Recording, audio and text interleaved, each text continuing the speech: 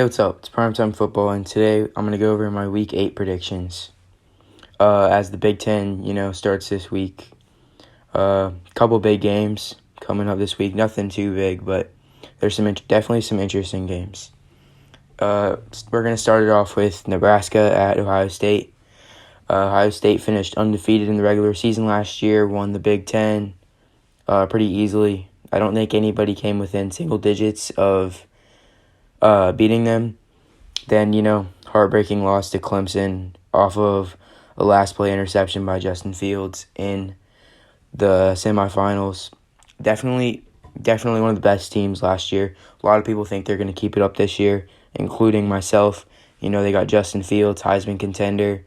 They're returning a lot of guys on defense, although they are losing Chase Young and Jeff Okudah and another corner. They returned Sean Wade. He's a really good corner, one of the best in the country right now. And a few other guys. Ryan Day, after his first year, here's his second year head coaching. We'll see if he can improve even more off of what he did last season, which was already pretty incredible. Now, again, they're playing Nebraska, who finished 5-7 last year. Pretty disappointing season. A lot of people were very high on them before the year. They come out with a 14-point win over South Alabama at home. Not very impressive. They're led by Adrian Martinez. I wouldn't even say led, actually. I mean, he was just in a quarterback battle after a year ago. People were talking about him winning the Heisman and everything. Anyways, Ohio State, they're looking to make a statement. A lot of people are saying, they haven't played anyone, they can't be ranked high. Well, they got to come out in their first game and look really good, or else people are going to start doubting. They only got 8 games to prove themselves. Not many top-tier opponents that, say, an Alabama or Georgia team would play. But, they got to come out and prove themselves in every single game. There's no room for error here. So, I got Ohio State 52-21. I think they'll try to run the score up early and keep it going. 21 points for Nebraska. I mean, just some garbage time points, I guess. This is pretty much just going to be a blowout. I've heard some Nebraska fans say they have a chance, but, I mean, they don't. I'll tell you that. Next game, we got NC State at UNC. I thought it was the other way around, but NC State's 3-1. One of the more underrated teams in the ACC. I think they actually managed to be ranked in the top 25 in the AP poll, maybe at 23. UNC's fresh off of an embarrassing loss to FSU. They were down 31-7. Almost came back, but they didn't. Still an embarrassing loss. FSU has looked terrible this season. I know they made the quarterback switch, but still they're not a good team. Losing to FSU when you're ranked number 5 in the country is not a good game at all. Especially for people who are trying to say UNC has a chance to compete with Clemson. But again, just like Ohio State, they have to prove themselves this week, and they actually have a ranked game that they can win. They already beat Virginia Tech, who's ranked. Now let's see if they can beat, NC State, who's ranked, who's one of their rivals, actually. I get UNC 38-28. There's not going to be a lot of defense in this game. I don't think either teams have great defenses. They both have pretty good offenses. UNC has really good offense. I think Sam Howell is going to have a good day. They're going to have a good day rushing the ball. I got UNC 38-28. Next game, Alabama at Tennessee. Alabama has beaten Tennessee in their last 14 matchups. So it's been 14 years or 15 years since Tennessee has beaten Alabama. Tennessee's just off of an embarrassing loss to Kentucky. I mean, they're on a 7-8 game win streak. Then they go lose to Georgia by 23. Then they just get blown out by 27 at home to Kentucky, a team that they should be beating. I mean, I guess one positive you could take out of that game is they ran the ball decently well. Jarrett Garantano was not good at all, but the offensive line was not terrible, I guess you could say. Alabama's off of a huge win at home against Georgia, 41-24. I mean, what can you say? They just beat Georgia at home. So I guess you could say this is a possible trap game, maybe. But anyways, I got Tennessee's going to keep it close with them in the first half with that run game. I do feel like they'll be able to run the ball pretty well against Alabama's defensive line and linebackers. I guess that's one Georgia did not a whole lot well the entire game, but one thing they did do well the entire game was run the ball up the middle pretty well. And I believe Tennessee will be able to do that too. So I got them keeping it close in the first half, maybe score like 21-14, 17-10, something like that. But, they won't be able to keep up with Alabama's offense for 4 quarters. There's not a defense in this country that can shut Alabama's offense down. I don't even think it can keep them below 35 points. So I got 45-24 Alabama. They'll pull away in the second half.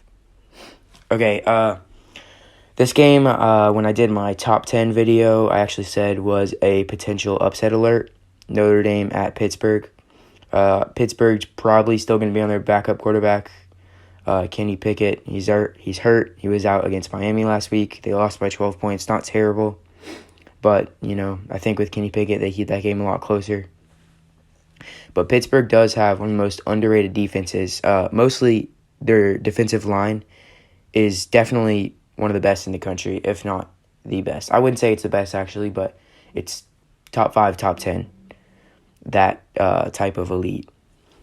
Notre Dame's undefeated, but they haven't really looked too great this season. Last week, put up 12 points of offense against Louisville at home.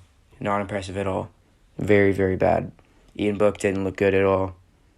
I mean, the run game was pretty good. It ran for like 250 yards, but other than that, 12 points is not acceptable. It's not going to win you any games. They're not even going to beat Pittsburgh if they do that.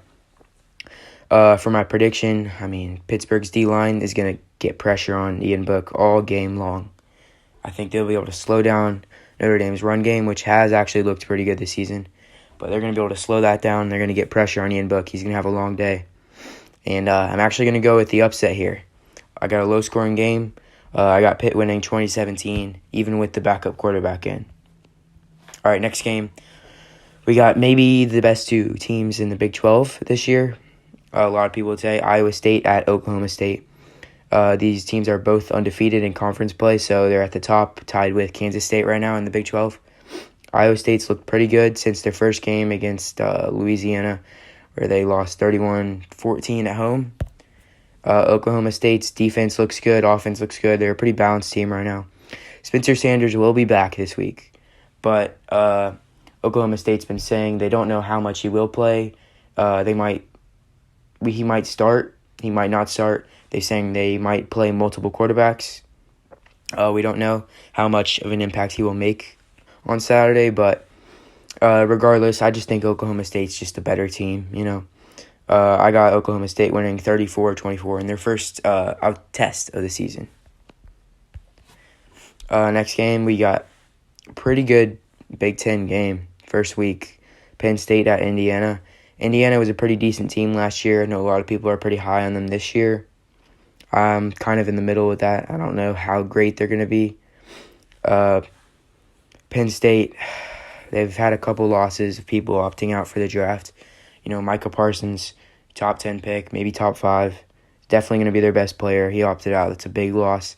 And a few days ago, Journey Brown, running back, he's maybe their best player on offense. Actually, I think he is, unless you count the tight end as better than him. But all in all, I'm not a big fan of Penn State this year. I just don't feel like they're going to be very good. I don't understand how I couldn't see them beating Ohio State or anything. I just don't see them being very good this year.